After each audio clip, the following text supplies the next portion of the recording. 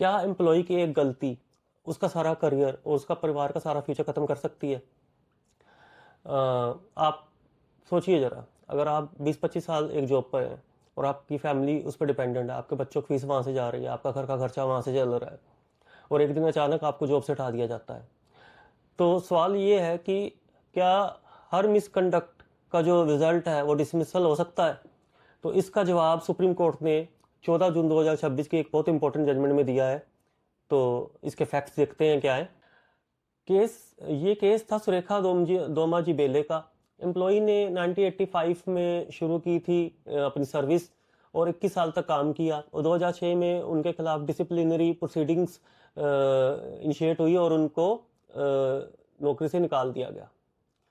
Charges क्या थे? Indiscipline, disobedience of senior officials, negligence, misbehaviour, tampering with the official documents. इसकी inquiry हुई, labour court तक मामला गया, और जैसा मैंने कहा कि उसको सर्विस से डिसमिस कर दिया गया। लेकिन जब सुप्रीम कोर्ट मामला ये पहुंचा तो सुप्रीम कोर्ट ने बहुत इंपॉर्टेंट डिस्टिंक्शन की। कोर्ट ने कहा हम मिसकंडक्ट की फाइंडिंग को चैलेंज नहीं कर रहे। सवाल ये है कि क्या डिसमिसल ही सही पनिशमेंट है? और सुप्रीम कोर्ट ने भी कहा dismissal is not a routine punishment, it should be reserve only for a grave misconduct. और यहीं से शुरू होती है जजमेंट की असली सिग्निफिकेंस।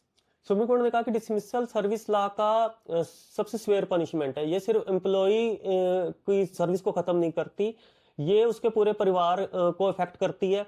कोर्ट ने यह भी ऑब्जर्व किया कि डिसमिसल का इफेक्ट इतना डेवास्टेटिंग हो सकता है कि इसका इम्पैक्ट एम्प्लॉई और उसके पूरे परिवार पर पड़ता है।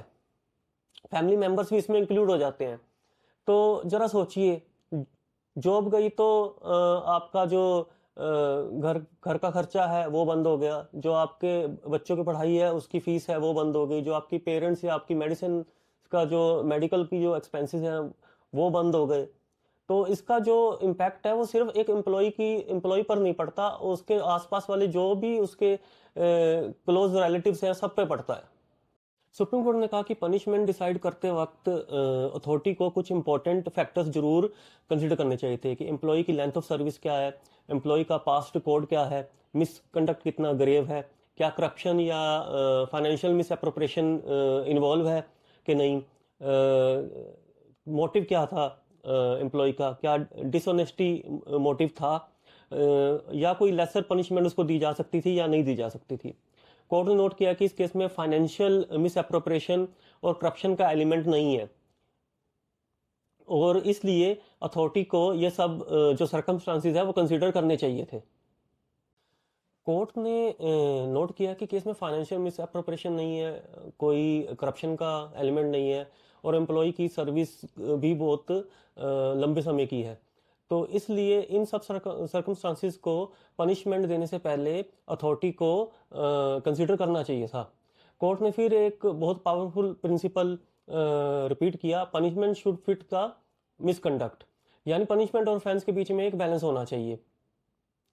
और सबसे इंपॉर्टेंट है कि अगर मिसकंडक्ट प्रूव हो गया था तो कोर्ट ने फिर इंटरफेरेंस क्यों किया? कोर्ट ने कहा कि डिसिप्लिनरी अथॉरिटी ने पनिशमेंट डिसाइड करते वक्त इन चीज़ों को कंसीडर नहीं किया, और एम्प्लॉय को पनिशमेंट के टाइम अपनी बात रखने का मौका देना चाहिए था। इसलिए सुप्रीम कोर्ट ने कहा कि मिसकंडक्ट की फाइंडिंग वैसे इंटैक्ट रहेगी, लेकिन पनिशमेंट को दोबारा कंसीडर किया जाएगा।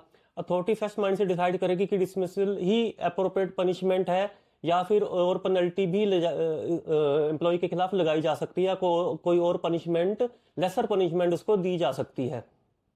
तो दोस्तों, इस जजमेंट का सबसे बड़ा टेक अवे है कि सुप्रीम कोर्ट ने एम्प्लॉयर्स को डिसिप्लिन मेंटेन करने से नहीं रोका, लेकिन कोर्ट ने यह जरूर कहा है कि every misconduct doesn't deserve the dismissal.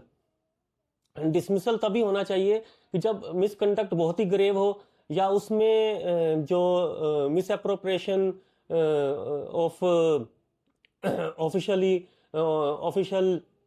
Money या करप्शन का कोई एलिमेंट हो। वरना अथॉरिटीज को एम्प्लॉय की सर्विस हिस्ट्री और उनके फैमिलीज के बारे में भी कंसीडर करना चाहिए कि ये इम्पैक्ट सिर्फ एक एम्प्लॉय पे नहीं होता, उसकी पूरी फैमिली पे होता है।